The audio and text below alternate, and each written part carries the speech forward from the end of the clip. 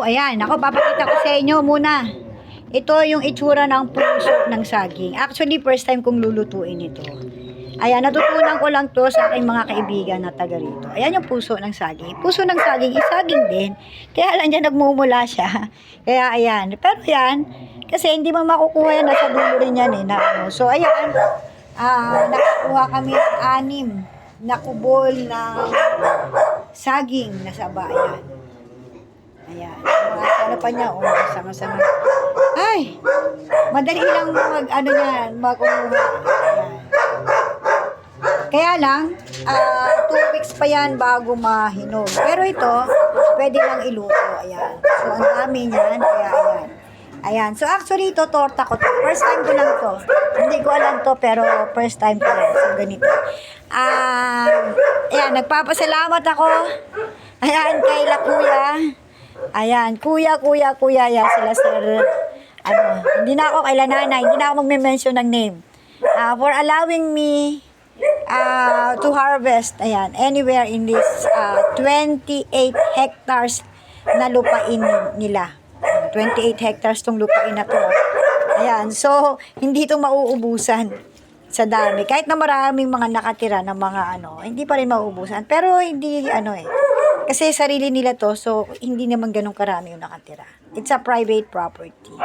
Ayan, so nakakatuwa lang na ayan, ito ipapakain ko muna sa aking mga aso.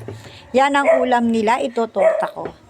Ayan, so nagpapabili pa ako ng mga recados. Pati lalagyan ko ng konting giniling. Yan, para may recados. Ayan. Nako, short lang to, short video. Ayan sila. Ayan. Ano yan? Ayan yung aking mga alaga na nandun. Ayun ba? Yun. Ayan. Ako nandito sa kitchen nila. Tapos na ako dun sa kabila. Marami kasi to eh. Tapos na ako dun sa kabila. Pinakamaraming aso. Ito yung mga babae lang nandito. Ayan, diba? O, diba? Hindi pa si Mami Wing. Mayroon pa sila. Tulog. Ayan. Ay. So, tagal nung recados ko dumating, pinabili ko pa eh. Anyway, maraming salamat din syempre kay Lord. Na-experience ko ang buhay ng ganito dahil sa mga aso ko. Kung wala akong aso, hindi ako makakarating ng probinsya na ganito. Sa probinsya namin, hindi na ganito eh, city na kasi.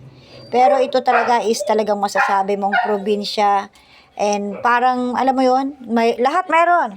Lahat ng klaseng halaman meron. Ayan, so kung talagang, actually hindi mo kailangan ng pera dito kung gugustuhin mo. Kaya lang talaga nakakapagod din, syempre magtatanim ka lahat, tas ihintayin mo pa, mga ganun. Lahat dito halos ganyan. So may kanya-kanyang tanim. Ako wala.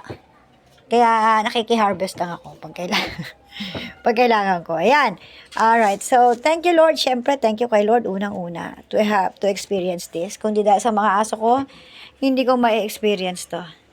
Thank you Lord, of course. Thank you. And just waiting for me to cook ng torta. Torta ha, take note.